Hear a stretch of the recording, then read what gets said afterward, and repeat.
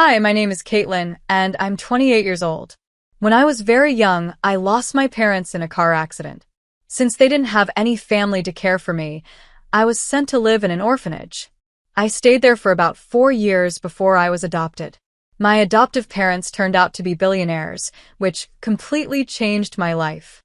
From then on, I lived a life full of comfort and opportunities. Despite their wealth, my adoptive parents didn't want my adoption to become a big deal, so they kept it private. They believed in doing good without seeking attention. When I became an adult and moved into my own home, my adoptive parents decided to expand their business. They went to Europe to look for new opportunities. Around this time, I met Adam, who later became my ex-husband. We first met in college, and I liked him immediately after a few conversations. Adam was cheerful and kind, and we quickly became close. As we started going on dates, we officially became a couple. Our relationship felt perfect, but there was one big problem. Adam's family didn't like me. The first time I met his family was after we graduated from college. Adam wanted to introduce me to his parents once we were both settled and had good jobs. He warned me that his parents were judgmental about who their children dated, and he wanted me to make a good impression. I was really nervous about meeting them. By the time Adam introduced me to his parents, we had been dating for 5 years and were already engaged. I worried this might make things more difficult since his parents didn't even know me as his girlfriend.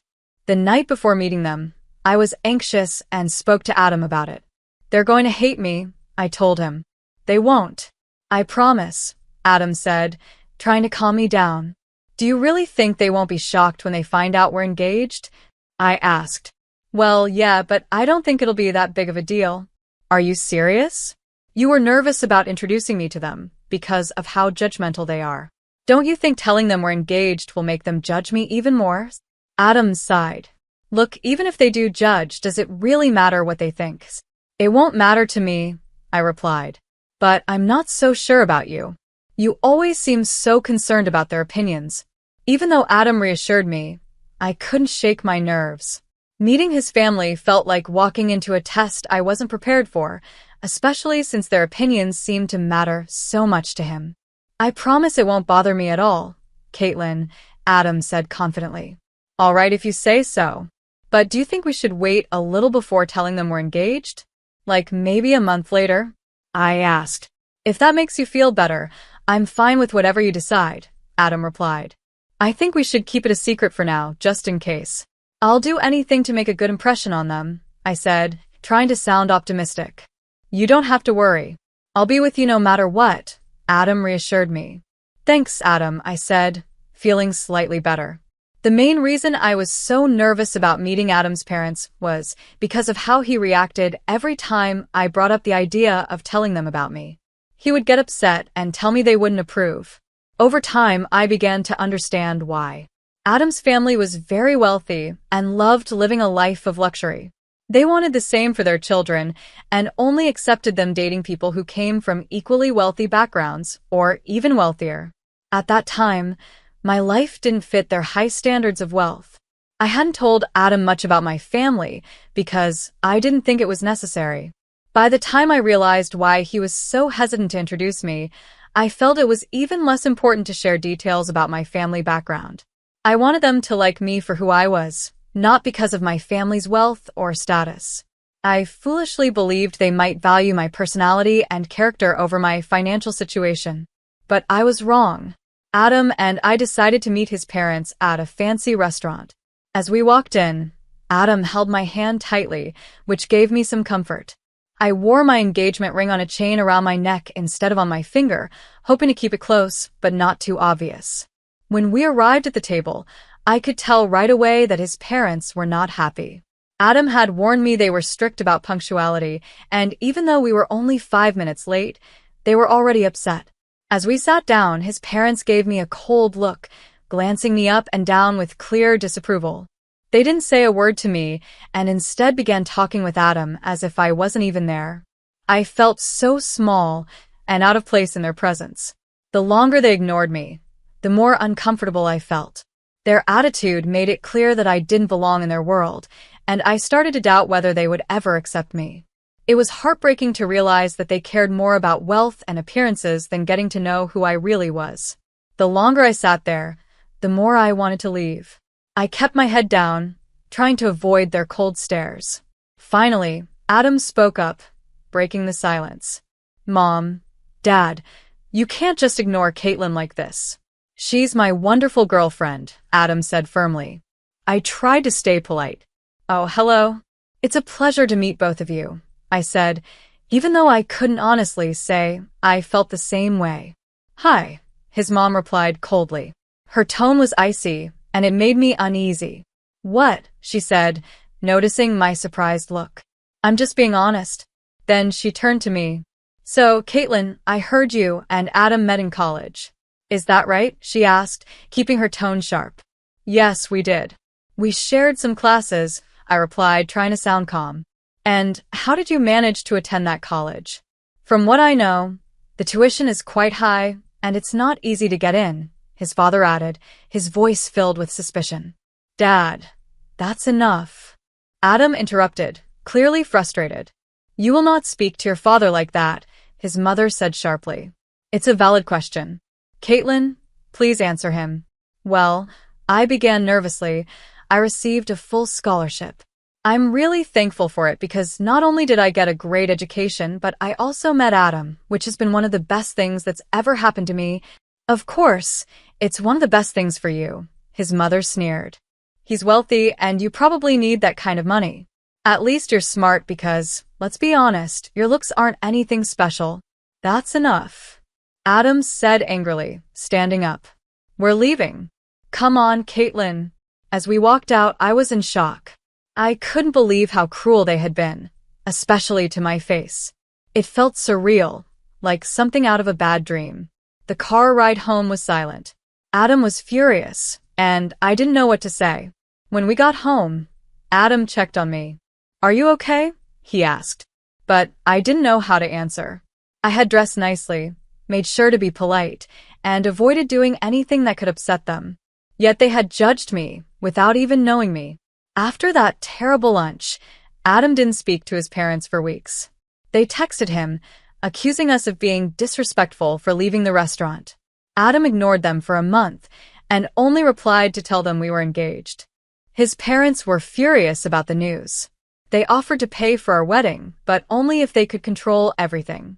Adam and I didn't want that, so we decided to elope instead. My adoptive parents were still in Europe, but they knew about our decision to elope. They were just happy that I had found someone who truly cared for me. In the end, Adam and I focused on what mattered most, our happiness, not the approval of others.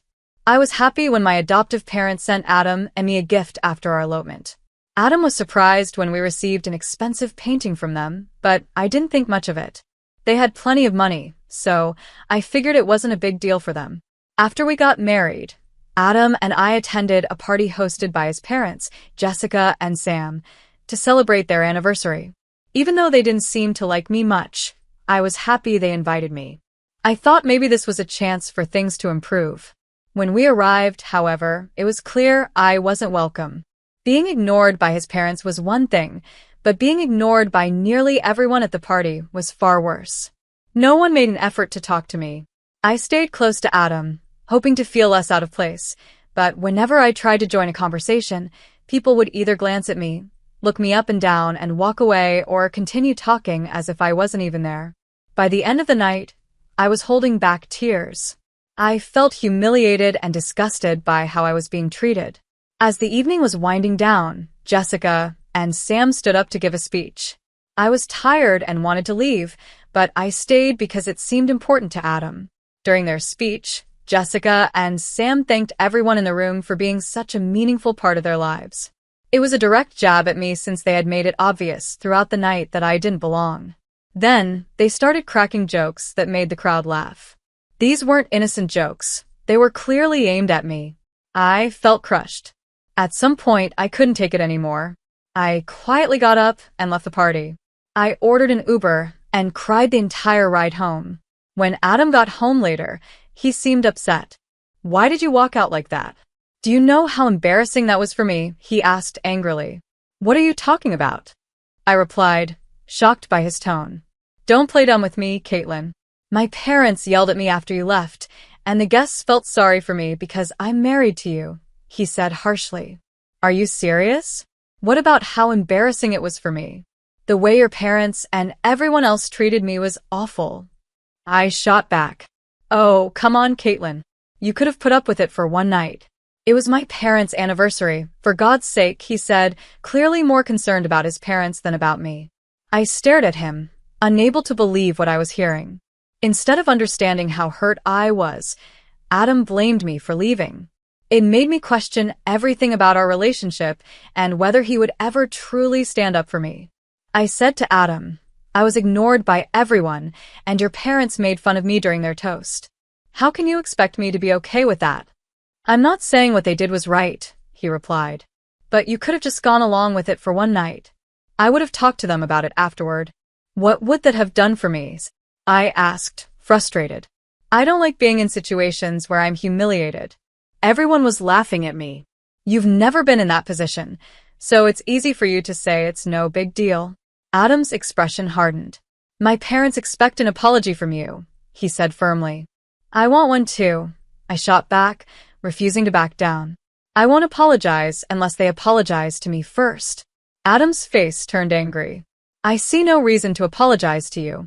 You embarrassed my family in front of all their guests, and your parents humiliated me, your wife, in front of everyone. I exclaimed. Maybe my parents were right about you, Adam said bitterly. You're impossible, he snapped before heading to the guest bedroom to sleep. I was stunned. Adam was usually the first person to stand up for me, especially when his parents said something hurtful. For me to leave the party should have shown how awful they had made me feel. But this time, it was like he didn't care at all. Adam didn't talk to me for the entire week. Meanwhile, his parents bombarded me with texts calling me ungrateful and an embarrassment. I tried to reach out to Adam, but he refused to respond. Eventually, I decided to apologize to Adam and his parents, even though it felt humiliating. I loved Adam and didn't want this to ruin our relationship. However, things only got worse after that. Adam's parents retired and began hosting family dinners every week. Adam was always invited, and after some time, he brought me along to one of these dinners. I hoped things would be different, but as soon as I stepped into their house, I could tell nothing had changed. Jessica and Sam greeted Adam warmly, but when they saw me, their smiles disappeared. They didn't say hello or even acknowledge me. As the evening went on, the other family members followed their lead. Conversation stopped when I joined a group, and no one made an effort to include me. By the end of the dinner, I felt completely out of place. The message was clear. They didn't want me there, and they wanted me to feel it. Adam noticed my discomfort, but didn't say anything. I started to realize that maybe this was how things would always be. It was heartbreaking to think that I might never truly be accepted by his family. Even worse, I didn't know if Adam would ever stand up for me the way I needed him to. I could feel the tension in the air as soon as I stepped into Adam's parents' house. Jessica was still upstairs getting ready, so she didn't see me at first. Sam and Adam's siblings gave me awkward glances, but didn't say a word. Adam left me standing there alone while he happily caught up with his family. When Jessica finally came downstairs, she saw me and marched over, looking furious. "What are you doing here?" she snapped. "Excuse me?" I replied, confused and taken aback by her tone. "No, I will not excuse you. What are you doing in my house right now?" she demanded. "Well, you invited us for dinner," I said, trying to stay calm. "Wrong. I invited Adam. "This is a family dinner," she said sharply. "I'm Adam's wife, so I'm part of this family, am I not?" I asked, trying to reason with her. "Absolutely not," she shouted. "An orphan like you has no place in this family." I was shocked and hurt. "What? Why would you say that? Did you think you could hide that from us? We do background checks on anyone our children marry. You're not in my son's league. I will never accept you," she said coldly. "Why not? Is that the only thing that matters to you, someone's background?" I asked, my voice shaking. "You're ugly and poor. You'll never fit into our elite circles," she sneered. "Why are you being so superficial? Are you scared I'll ruin your reputation just by being here?" Doesn't it matter to you that I make your son happy? If happiness made someone rich, then everyone would be billionaires. This is why you'll never fit in with us, Jessica said dismissively. Or maybe I don't want to fit in with people like you, I said, trying to hold back tears. You never even gave me a chance. You judged me without knowing anything about me. Jessica didn't even flinch. That's enough. Here's some money. Call yourself an Uber and leave, she said, shoving cash into my hands. I turned to Adam, hoping he would defend me. Instead, he just stood there, saying nothing. His mother smirked and my heart sank. Tears filled my eyes as I turned and walked out, feeling completely crushed. In the Uber ride home, I couldn't stop crying. I didn't understand why Adam had changed so much. Was this his way of making things right with his parents after the party? Whatever it was, it hurt deeply. He let his family insult me and my past, and instead of standing up for me like he used to, he defended them. I wanted to scream, but I knew it would only make me look worse and prove their judgments right. I replayed the conversation in my head, wondering if I had said anything wrong.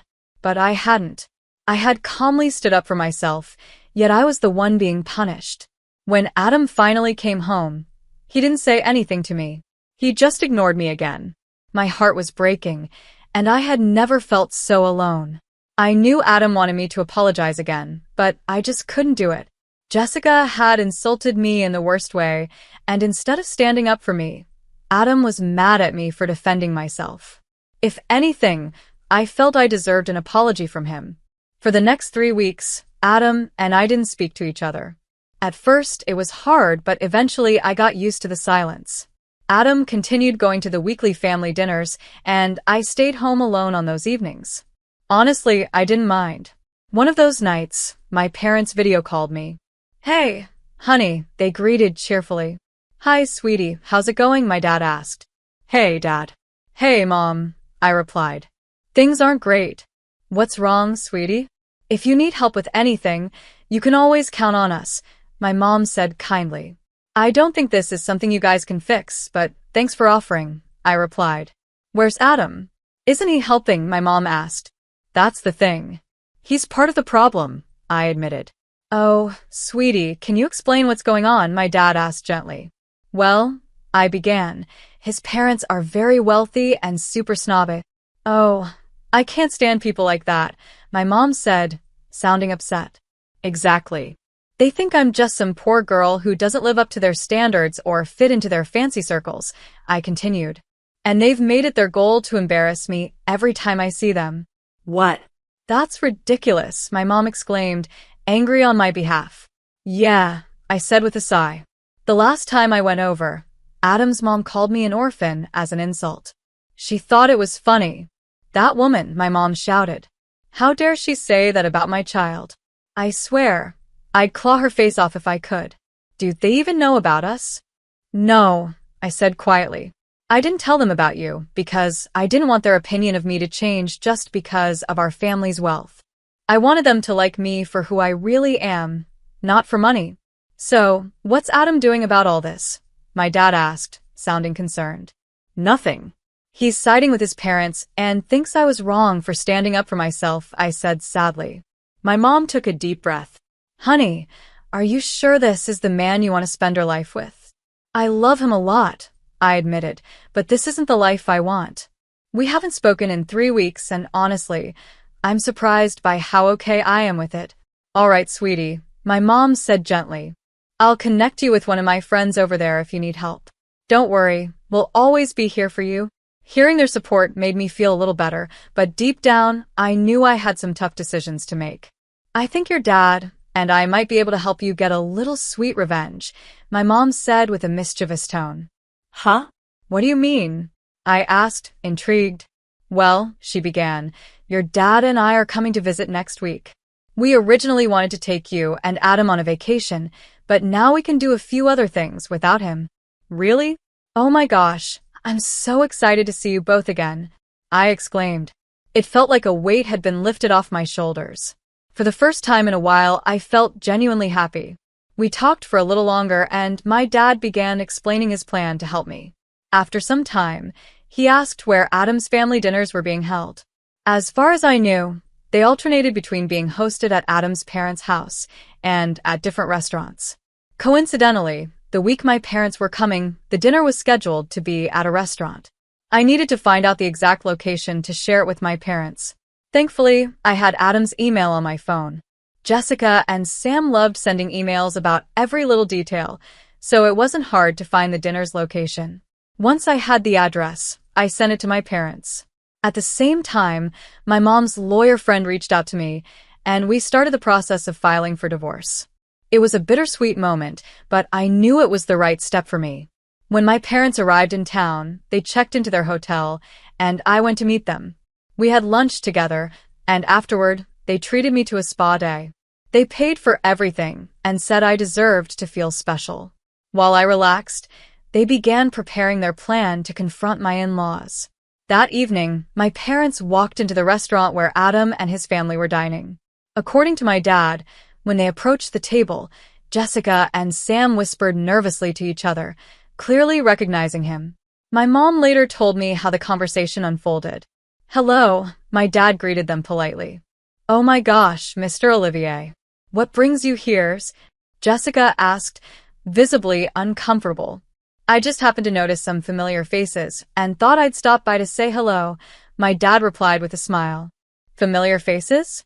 Who are you referring to, Mr. Olivier?" Sam asked, trying to act confused. "Well, I see Adam here," my dad said. "Hello, Adam. It's a pleasure to meet you. My daughter has told me so much about you." "Speaking of my daughter, where is she?" "Your daughter? I'm sorry, but I don't think she's here," Sam stammered. "She should be, shouldn't she? Adam's wife is my daughter, after all," my dad said firmly. "I'm sorry, Mr. Olivier, but there must be some mistake," Jessica added. "Adam's wife is named Caitlin, and she was an orphan." "Yes," my dad replied calmly. "And that's why we adopted her." Jessica and Sam were stunned. They didn't know what to say as my dad began addressing the way they had treated me. It was clear my parents were there to stand up for me, and for once, Jessica and Sam couldn't hide behind their arrogance. "I see the problem. It's you," my dad said firmly. "No, she was the one who hid this from us. If we had known, we would have treated her better," Jessica argued. "She didn't want you to treat her nicely because of her background," my dad replied. Then he handed Adam the divorce papers. "She asked me to give these to you." Without another word, my dad walked out. After that, it only took a few phone calls for some of Sam's biggest investors to pull out of his business. It was satisfying to see their empire fall to the level they had once mocked me for. I got several texts from Adam's family. Some called me terrible names, while others begged me to talk to my dad and stop whatever he was doing. Adam, however, signed the divorce papers without any trouble. Once everything was settled, my parents and I went on a long vacation. It was exactly what I needed to start feeling like myself again. I had so much fun and began to heal from everything that had happened. It hurt to lose someone I once loved so deeply, but I learned an important lesson. I need to stand up for myself, no matter what. I'll always be thankful to my parents for supporting me through it all, and I'm excited to see what new adventures life has in store for me.